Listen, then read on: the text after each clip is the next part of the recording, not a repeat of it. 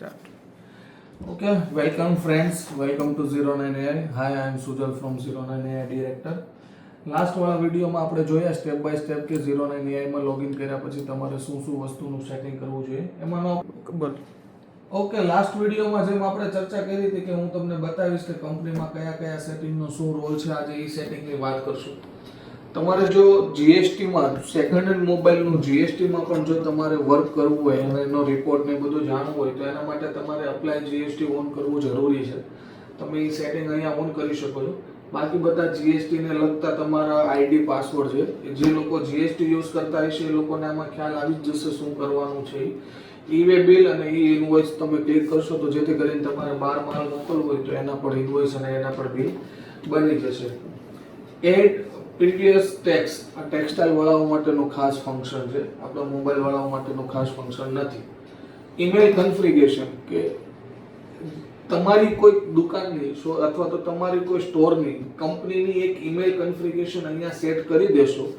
આનાથી થશે એવું કે ભાઈ કંઈ પણ ડીલ થશે, સેલ્સ થશે, પરચેસ થશે, પેમેન્ટ રિસીવ, પેમેન્ટ પે, ચાહે નોટિફાઈ હોય, ચાહે એલર્ટના મેસેજ હોય, કંઈ પણ હોય, એક બ્રાન્ડ વેલ્યુ ક્રિએટ કરવા માટે આજે તમે જોજો મોટી મોટી કંપનીઓ ઈમેલનો જ યુઝ કરતા હોય. તમે પણ તમારી બ્રાન્ડ વેલ્યુ ઇમેજ કરવા માટે ઈમેલ કન્ફિગરેશન કરી દો, પછી તમારા હર એક પ્રકારના સેલ્સ પરચેસના બિલ કસ્ટમરને ઓનલાઈન ચાલ્યા જશે મેલમાં, જે તમારે લાઈફ ટાઈમ ડેટા તમારો રેકોર્ડ મેન્શન રહેશે.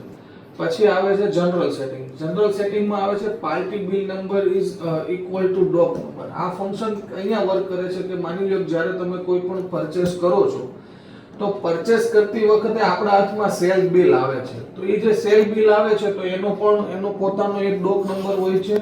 અને માની લો કે તમે પરચેસ કરી છે આજે પણ તમે એની એન્ટ્રી પાડો છો આવતીકાલે, તો તમે તો એન્ટ્રી ડેટ આજની લખશો, પાર્ટીનું નામ લખશો, પણ તમારે પાર્ટીનો ડોક નંબર અને એને જે તારીખનું બિલ બનાવ્યું છે એ તમારે સેટ અહીંયા કરવાનો. પણ જે તમારો ડોક નંબર ઈ જ તમારે પાર્ટીનો બિલ નંબર ડોક નંબર સેટ કરવો હોય તો એનું સેટિંગ અહીંથી થશે. એના માટે તમારે party bill number is equal to dock number setting on કરી દેવાનું છે. Entry log date. Entry log date થી થશે કે માની લો કે હું આજની તારીખમાં આવી દઉં છું એટલે આજથી લઈને એના પછીના જેટલા પણ વ્યવહાર છે ત્યાં એન્ટ્રી લોક થઈ જશે. એનાથી સૌથી મોટો ફાયદો એ થશે કે ભાઈ તમારો કોઈ એમ્પ્લોય, તમારો કોઈ એડમિન કે જેને પણ તમે જે પણ ઓથોરિટી આપી હોય તમારા ડેટામાં છેડખાની કરી શકશે નહીં. સપોઝ કે તમે દર એક મહિનાનો હિસાબ કરતા હોય તો તમે એ મહિનાની એન્ટ્રીને લોક કરી દો એટલે એની પહેલાના જે પણ ટ્રાન્ઝેક્શન હશે એ લોક થઈ ગયા, પછી તમે ભલે એક્સેસ આપ્યું હોય તો પણ એ એન્ટ્રી ડિલીટ કે એવું કંઈ કરી શકશે નહીં. પછી આવે છે વેરહાઉસ વાઇઝ સ્ટોક. તમારે તમારા warehouse wise stock on enable કરવું પડશે જો તમારે વેરહાઉસ વાઇઝ સ્ટોક મેનેજ કરવો હોય તો. પછી છે ક્રેડિટ લિમિટ કન્ફિગરેશન કે તમારે લોકોને વેરહાઉસ વાઇઝ સ્ટોક ઓન કરતી વખતે હું સીધો અહીંયા આવી ગયો તો actually warehouse wise stock on કરશો એટલે જે જગ્યાએ તમારે વેરહાઉસનું હેડર આપવું હોય ત્યાંથી તમે આપી શકો છો, કાં તો તમે વેરહાઉસને ડિફોલ્ટ સેટ કરવા હોય તો ડિફોલ્ટ સેટ કરી શકો છો. વેરહાઉસ ઇન સેલ કે ભાઈ તમે જ્યારે પ્રોડક્ટ સેલ કરો છો ત્યારે જો વેરહાઉસનું તમારે ઘણી વખત કેવું હોય છે કે આપણી મોબાઈલ વાળા ના વેરહાઉસ અલગ અલગ કેટેગરીના હોય કે ભાઈ મેં એક વેપારી પાસે માલ તો લીધો પણ એક માલ એવો છે કે જે સ્ક્રેપનો છે, એક માલ એવો છે કે જે જૂના દુકાનનો છે, અને એક માલ એવો છે કે ભાઈ જે એકચ્યુઅલ સ્ટોકમાં રાખવાનો છે.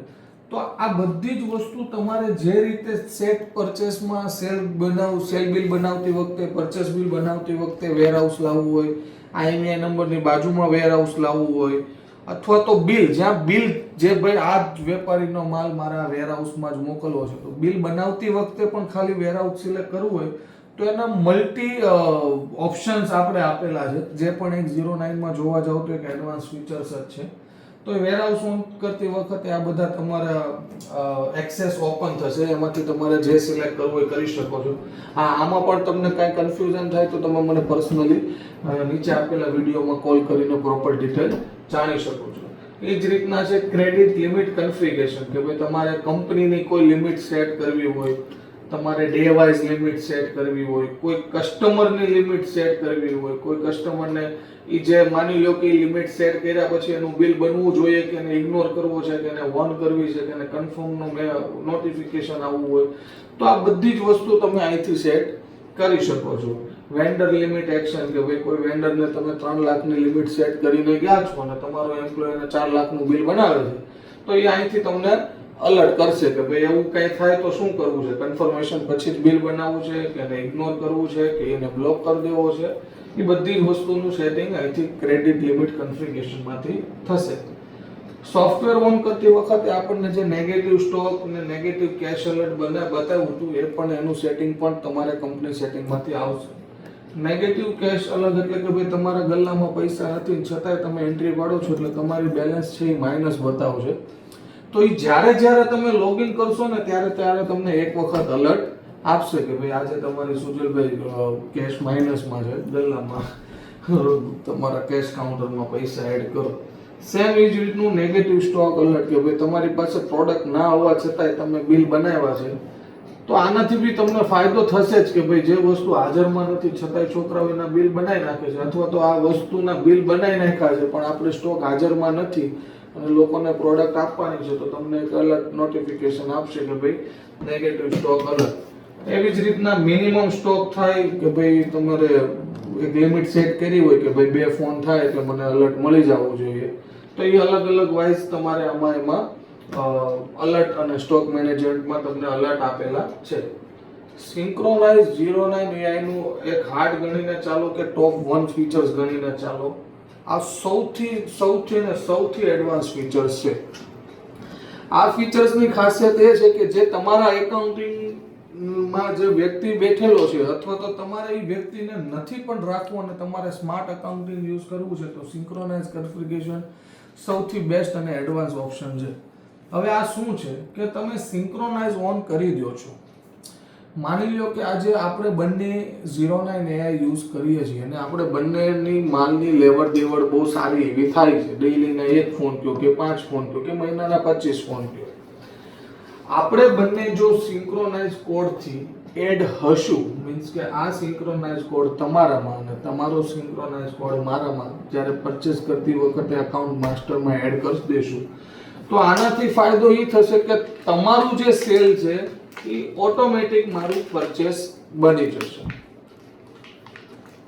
તમારું જે સેલ્સ રિટર્ન છે એ તમારું જે પરચેસ રિટર્ન છે એ મારામાં ઓટોમેટિક સેલ્સ રિટર્ન આવી જશે. તમે મારી પાસેથી કોઈ માલ ખરીદ્યો, મીન્સ કે જ્યારે મેં તમને વેચ્યો છે તો તમે મારી પાસેથી 50 ફોન લીધા હોય તો તમારે 50 ફોનની એન્ટ્રી પાડવાની જરૂર નથી, તમારામાં ઓટોમેટિકલી એન્ટ્રી આવી જશે.